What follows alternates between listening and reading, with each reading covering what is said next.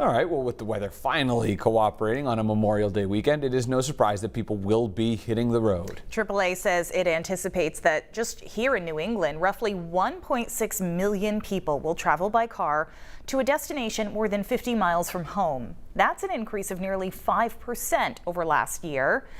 And back before kids had their cell phones to look at on long car rides, they'd play the license plate game to pass the time. These days, some of the messages on those plates may require parental guidance. Maine is now one step closer to getting profane or vulgar language off its plates. News Center Maine's Sean Stackhouse has the latest on the proposed rule and what it could mean to drivers who have plates with questionable lettering. We would show you more of these license plates without blurring them, but frankly, we can't. If I can't say it on the news, it shouldn't be something that the Bureau of Motor Vehicles is issuing on a government-owned license plate. Secretary of State Shanna Bellows and her staff, along with BMV officials and the Office of the Attorney General, have been working to determine how this new rule will be implemented after it went into law last fall. How do we make sure that it's clear to all Mainers, that it's a neutral and objective process, that it's not just what I as secretary think is obscene or profane, but that we have some objective measures. The draft ruling looks to ban any vanity plates that include references to things like sexual acts, derogatory messages about race or sexual orientation, encourages violence, and more. There's no list of things you can't say. Instead, it's all reviewed on a case-by-case basis.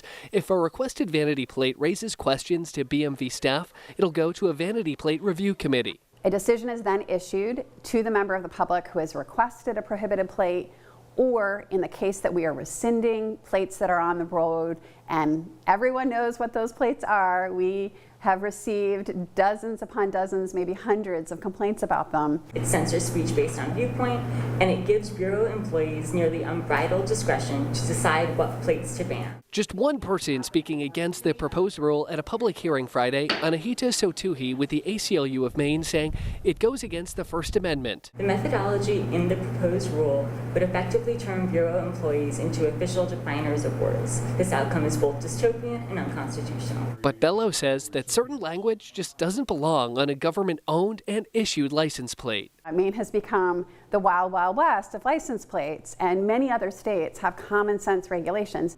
You can still submit written public comment on the proposed rule through June 6th. Secretary Bello says that a final draft is expected by this summer, and then some of the vulgar license plates will begin coming off of Maine roads.